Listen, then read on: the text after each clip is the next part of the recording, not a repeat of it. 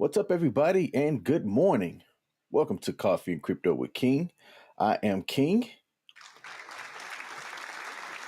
Raise the roof. Wait, this is 2022. Who does raise the roof anymore? Hey, look, it's Tuesday, January 25th, and man, what a brutal January it has been for crypto. Okay, I can't speak for the overall stock market in general because I don't look at stocks. Okay, I let my 401k do its thing with my thrift savings plan.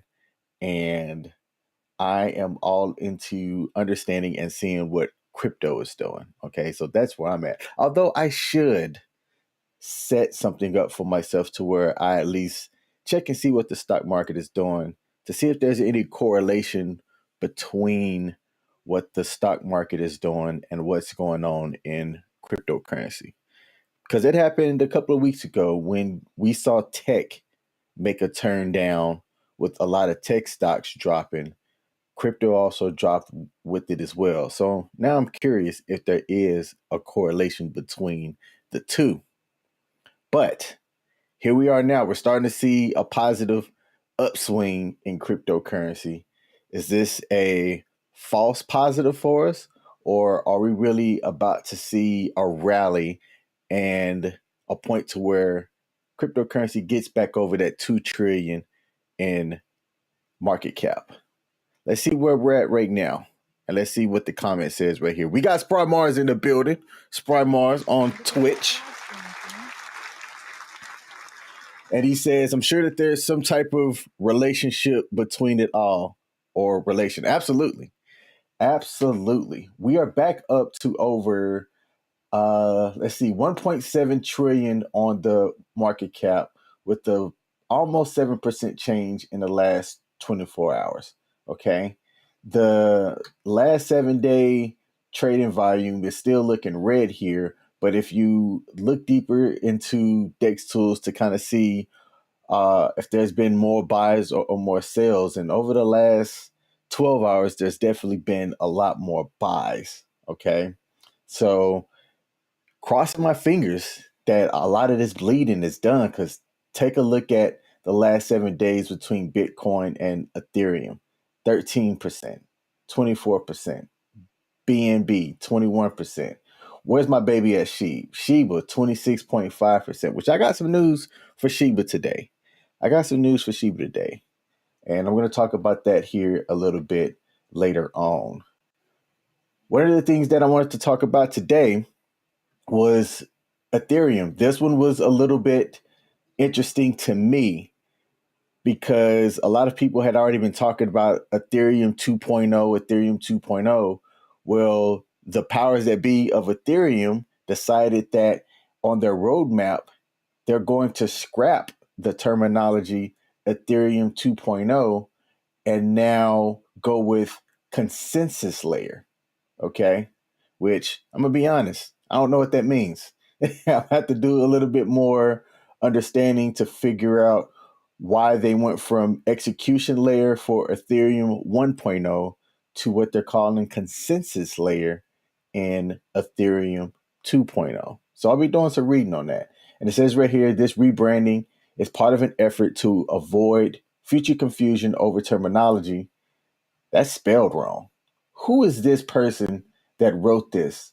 Vishal Kala? You probably speak multiple language. I'm going to need for you to proofread your stuff before you publish something online. How about that? Anyway, this rebranding is part of an effort to avoid future confusion over terminology and to thwart scammers attempting to exploit such misunderstandings. I get it. Okay. Look, it's probably a smart thing because I'm going to tell y'all right now. He said, get him, King. I'm going to tell y'all right now. Scamming is something that you have to avoid. I have a really good homeboy who he was very interested in cryptocurrency. We started talking with him about cryptocurrency. Something happened. We don't know the whole story. Okay. But something happened and he lost several thousand in Ethereum over a scam. And now he's out of cryptocurrency completely, which to me is tragic. I think he's missing money, okay? Missing money opportunities. But I completely understand. I get why he would not want to really dabble in something that is still in its infancy. I want to say, even though when you take a look and you say globally, there's almost $2 trillion in cryptocurrency. There was a stat that I found that was interesting that before 2022, so in 2021, only 4% of people were invested in cryptocurrencies. So I like to say I'm a part of the 4% and call myself a 4%er. So if you were into cryptocurrency before 2022, you are a 4%er. Okay. That still scares people when it comes to, man, I don't know about this cryptocurrency, this digital currency, yada, yada, yada. Like they don't really want to put their money into the unknown or something that they can't explain. All right. Which I'll say this, and I've said this before. If you don't know just by definition what a blockchain is, maybe you should not invest in cryptocurrency until you at least have that basic understanding of just say, hey, what's a blockchain? Okay. And if you can answer that, then cool. Dip your toe into doing your own research and understanding the technology behind what cryptocurrency is and the different use cases and why there's I mean, hell, if you look at CoinMarketCap, there is over 12,000 different coins right now and 547 exchanges that you can, trade cryptocurrencies on. And depending on where you're at, there's regulations behind what exchanges you can and can't use for a lot of different reasons. Like people want to say that cryptocurrency is like the wild, wild west and it's not regulated. Kind of is. It is. Like, for example, if you use KuCoin, you have to follow KYC, which means know your customer, which is just like using a bank. All right. Now, this is a centralized exchange, and that's why they're called centralized exchanges. Okay. Versus like using MetaMask and a swap. You don't necessarily need to identify who you are. You don't have to be a certain age to have a MetaMask wallet and to be able to trade cryptocurrencies using a decentralized exchange like PancakeSwap or Uniswap. You just have to know how to make the function. Okay. And there's pros and cons to both. There's definitely pros and cons to both. We have another comment here. Sparmore says, I can now explain NFTs a lot better. Did some research about it all. I have a good generalization of it. Rock on. Hey, rock on. I am still trying to understand NFTs myself and read up on it, right? So, funny story. While I'm doing this, okay, I have an OpenSeas account for my 14-year-old. She's an artist, okay? Now, I don't know the whole ins and outs of like how people create like the 5,000 of one specific type of artwork, for example, because NFTs is not just art, it's not just collectibles. There's actually technology behind NFTs that I've heard on a podcast that can make it so much more useful for like a business or whatnot. But that's for a whole different topic. But I have an OpenSeas account for my daughter to post her artwork up, but she only does like one. Okay, so she'll create an original piece of digital art and I put it on OpenSeas under the handle Kasfrog, KASFROG. She hasn't sold anything yet, but this is me attempting to understand at least the marketplace behind NFTs so that when I do have a better understanding of NFTs, maybe I'll be a bit of a collector myself or try to get a collection of pieces together that not tomorrow, not next year, hopefully NFTs not just a fad, you know, but I can get something like the rare Lincoln penny and hold on to it, and down the years it gained in value. Okay, so NFTs is something that before March of this year, I want to be able to at least give a general explanation of it myself that would make me somewhat knowledgeable on, NFTs. I'm not going to be an expert on it, but have a basic knowledge level of it as well, Sprite Mars. Yep. So with this Ethereum change in name, that's not necessarily going to change anything with um, how the Ethereum 2.0 is going, or I'm sorry, the consensus layer is going. All right. It's just the terminology. And look, they spell terminology wrong right here, too. Okay. But let's read about this real quick. So the execution layer, formerly known as Ethereum 1.0, the OG Ethereum, refers to the proof of work blockchain that is known today as Ethereum. The proof of stake beacon chain, which is intended to take over consensus processes after the merging of the two blockchains, will henceforth be known as the consensus layer. Okay, so hey, they broke it down right here. Taken together, they are to be known collectively as Ethereum. Wait, so cryptocurrency got pronouns too? That was a joke. That was a joke. I probably shouldn't have done that too. Okay. Let's see. Proof of stake is a consistent system requiring validators to stake their funds on the network to validate new transaction. Ethereum's move from proof of work to proof of stake is intended to enable greater scalability and eventually lower transaction costs. This has to happen, and it has to happen soon before some Ethereum killer comes in and takes over. Look, there's a reason why Ethereum is number two by market cap right now, because there's a lot of decentralized apps that are on it. A lot of people built on the Ethereum blockchain. Okay, so that's what caused Ethereum to skyrocket, to be second behind the big boy here in Bitcoin. But man, are we paying for it right now? Okay, I don't do a lot of transacting on the Ethereum blockchain as much. Okay, I do for some stuff, but not as much. Why? Because it's expensive. It is expensive. Okay, like example, if I were to get Shiba, my preference would be to get Shiba on Shiba Swap and stake it there, right? Because Shiba's not something that I'm like, oh man, it's gonna blow up to weight. That's the term that me and my brother use. Shiba's not gonna blow up to weight this year and make me a millionaire on a small amount of capital. Nah, over time, will it make me wealthy? Absolutely.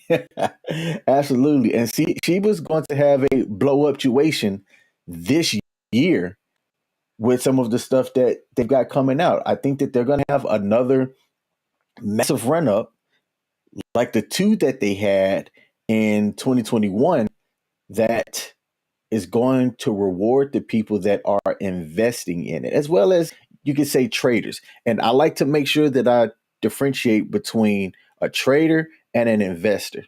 I say this on every stream. King is not a trader. Okay. I don't sit here glued to the charts all day and looking for signals to buy or sell. I don't have time for that. I have a regular 9 to 5 job. I got other hobbies and stuff that I'm doing. That's not me. But I do consider myself an investor. Okay. And I am in cryptocurrencies for the long term. A lot of my cryptocurrencies are risky plays. Don't get me wrong. Like Saitama, Impact XP. Saitama, I am, you know what? Let me just bring up Saitama real quick. Let me bring up Saitama real quick.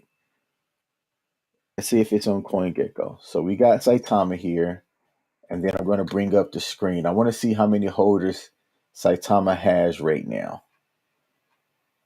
All right. How can I get this on this? I'm going to have to bring this up on Etherscan. All right. So I almost have this up, and then I'm going to share my screen here. So let's get the screen sharing. Saitama, blah, blah, blah. Let's start this over. Saitama has around a 2 billion fully diluted market cap, according to Etherscan. Okay. Over 300,000 holders as of right now. And it is not on a lot of major exchanges just yet. Just yet. Okay. These are some of the exchanges that they're on right now. I use Bitmart. Okay. But the volume on Bitmart is not that high. Gate.io is another centralized exchange there. I don't have an account with them, but they do the largest outside of Uniswap. Uniswap is considered a decentralized exchange. All right. But that's a lot of money and volume over 24 hours on Gate.io, which I want to say, at least according to CoinGecko, let's see if I can bring this up. Let's see where Gate.io ranks. Let's see if we can find this. Gate.io ranks 8th according to CoinGecko, and it does a pretty decent amount of volume per day. It's got a lot of visits and does a lot of trading. Okay, so that's good for Saitama. That is good for that specific cryptocurrency. Y'all see my baby right here, KuCoin. KuCoin is my favorite exchange. It used to be pretty difficult to use, but they've since made things a lot easier for it. Okay. I would say, hey, take the time to learn. I was going to do a KuCoin Academy, but that takes a lot of time. Like actually setting it up, talking about, creating it from the beginning and then adding all of the different videos and features that KuCoin offers, because they have a trading bot. They have a trading bot that's there, and I've been dabbling in that trading bot as well. We got a question in the chat. I just staked some Atom with the Kepler wallet, Kepler. Do you have any of that? Yes, I've got some Atom. I've got Atom on Coinbase, I want to say. I've got Atom on Coinbase. I've got, let me see. I have a Binance US account. I don't do a lot of trading there because if you look here, they don't have that many cryptocurrency offerings. I don't know if they have staking on Binance US. I just don't use it a lot, but I do have a Binance US account. I've got a Kraken, Crypto.com exchange, KuCoin, Coinbase, Bitmart, Hotbit, my Ledger Nano, which it's around here somewhere. Here it is, right here. My Ledger Nano. I got a MetaMask wallet. I got a Coinbase wallet. I got a Trust wallet. My cryptocurrencies are spread out throughout different wallets and exchanges. And there's a reason why I do that. I don't want to put all of my eggs in one basket. And to be honest, it's not that hard to keep track of it all because I use certain exchanges for certain reasons. Like my KuCoin right now, I'm using my KuCoin to show people how to trade on it. So I don't do a lot of my main stuff on there. I use my Coinbase when I'm trying to show somebody that's new how easy it is to trade in cryptocurrency. And Coinbase is just one of the easiest exchanges to do that with. All right. Because it's fairly simple. I can take fiat or your local currency, which for me is dollars. I can take US dollars and I can buy whatever it is that I want to buy. And I get that after paying whatever associated fees. Okay. So that covers why I use a lot of these different exchanges. All right. Sprite says MetaMask is for NFTs exclusively. Do I use Coinbase Pro or Base? Both. I use both. The reason why is Coinbase Pro will get some of the new coins that are listed before they hit like Coinbase regular, Coinbase, yeah, regular. So what I'll do is if I want some exposure to some of those cryptocurrencies before they hit regular Coinbase, if you follow the Coinbase account on Twitter, as well as they just created this actually a week ago, Coinbase Assets, which has a blue check verified mark as well.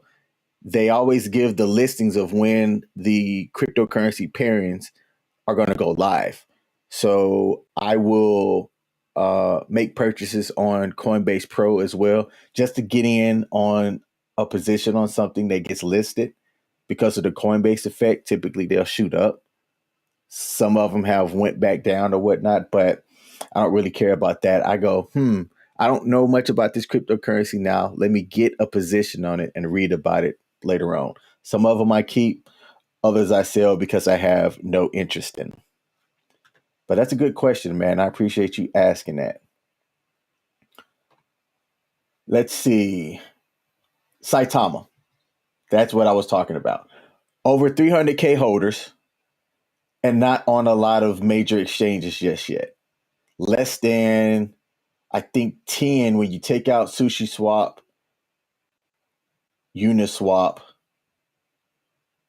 Yeah, it's less than 10 centralized exchanges. That's actually an interesting thing to consider for its price, because when it starts getting listed on the larger exchanges, its volume is going to go bananas, and the price, I think, is going to go bananas as well. Okay. Getting into Saitama, to me, now is just like getting into Shiba before Shiba became a thing. Where do I get Saitama? Hey, look, I'm going to tell you the easy way to get it, but I don't feel good about saying this. Let me just kind of throw that out there. You can get Saitama now on Bitmart. Okay. Bitmart does not have a great reputation. It got hacked back in December. Sometimes the trades don't execute. If you take a look at here, yeah, right here on 5 December, Bitmart was previously hacked for close to $200 million. It says withdrawals have resumed and victims have been reimbursed. So people did get compensated if you got hacked. Saitama was one of, I think, 8 coins that was listed on Bitmart that got hacked.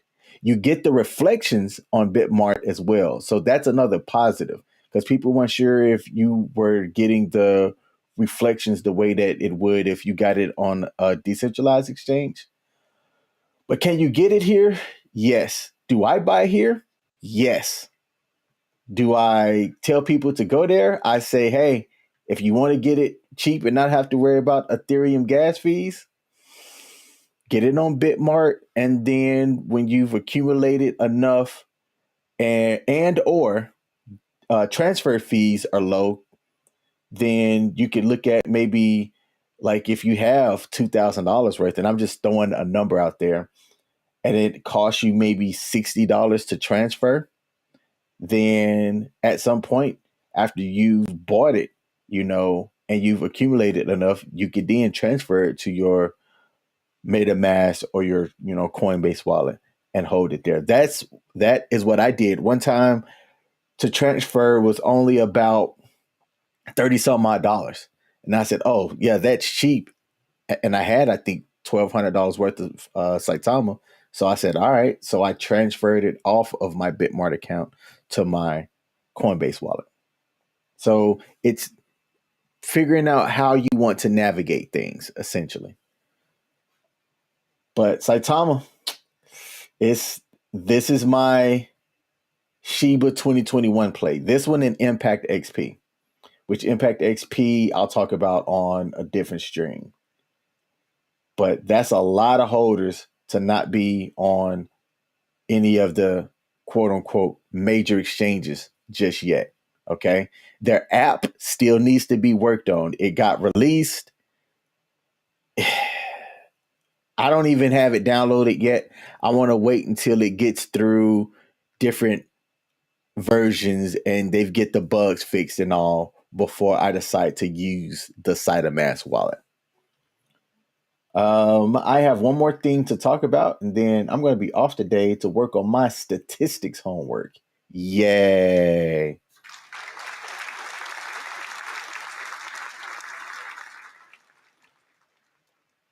Shiba.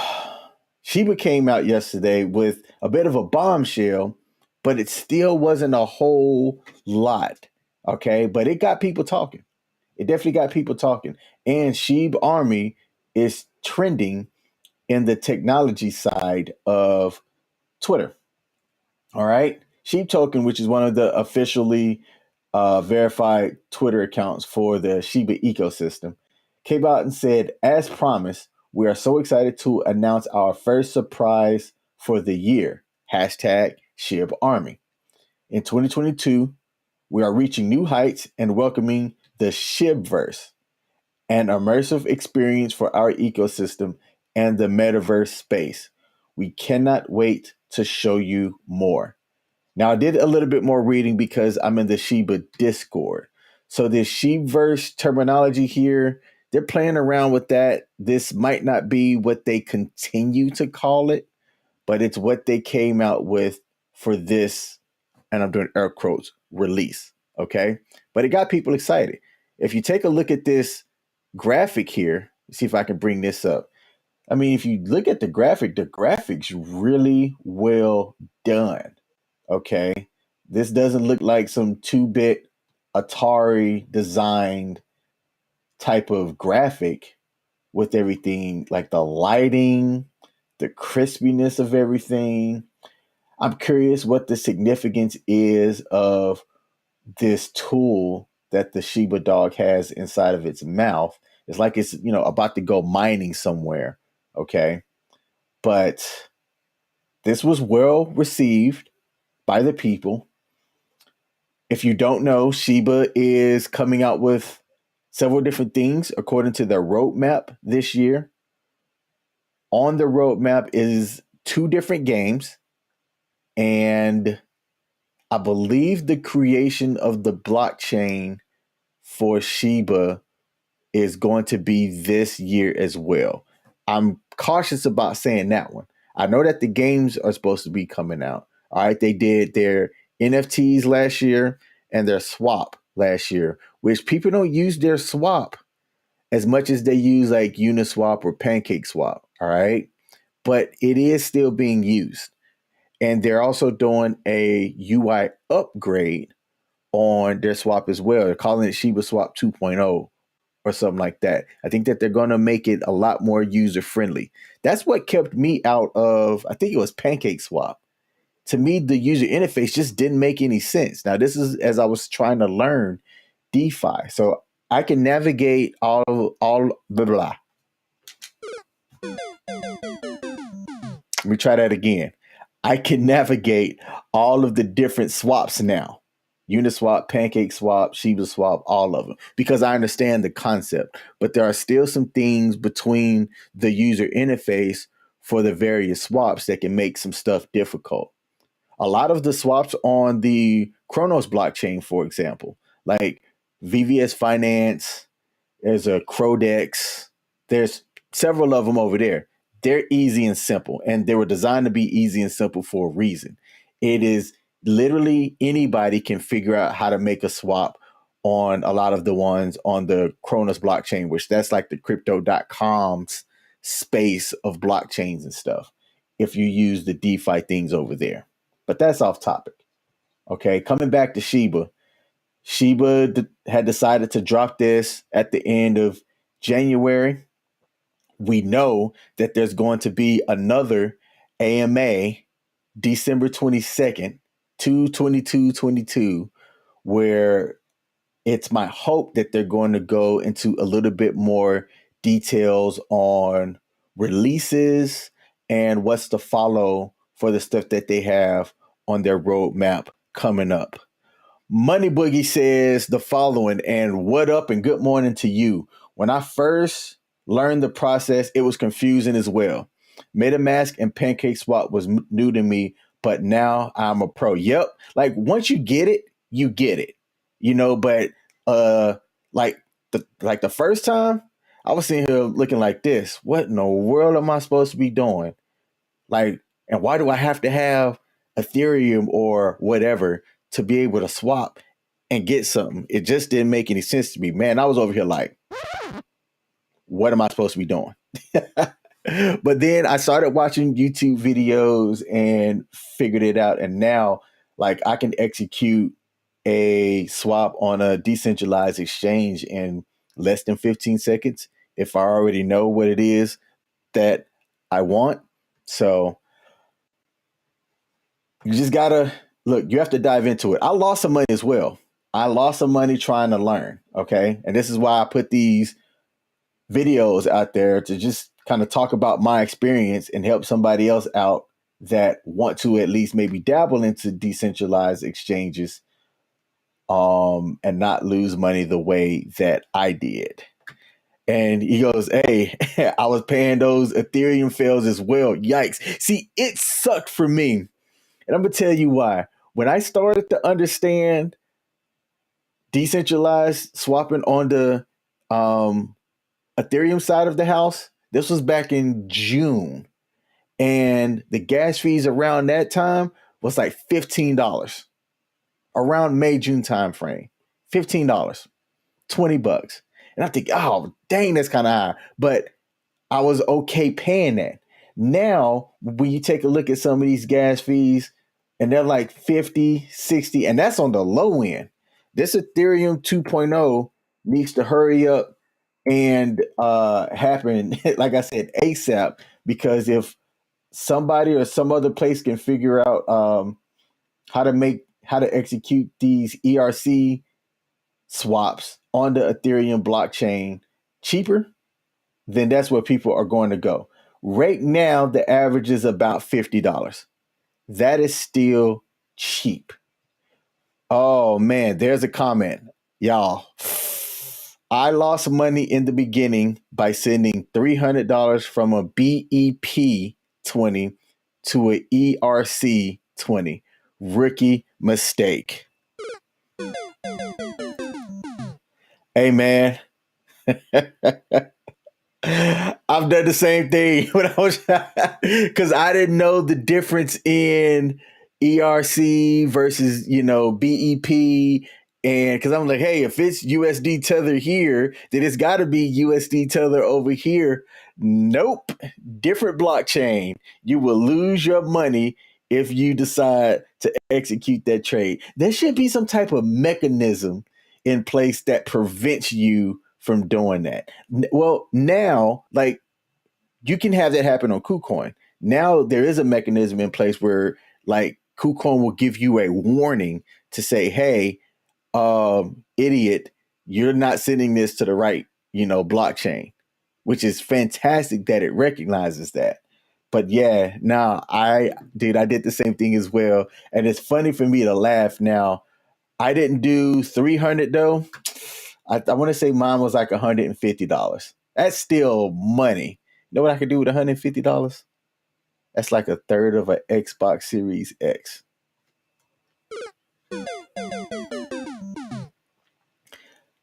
All right, everybody. That's my video for today. I am off of my primary job today, but I'm about to get started on my schoolwork assignment, get my last class for my MBA out the way. This stats class is not as hard as I thought that it was going to be, but it is still a lot of work. Okay.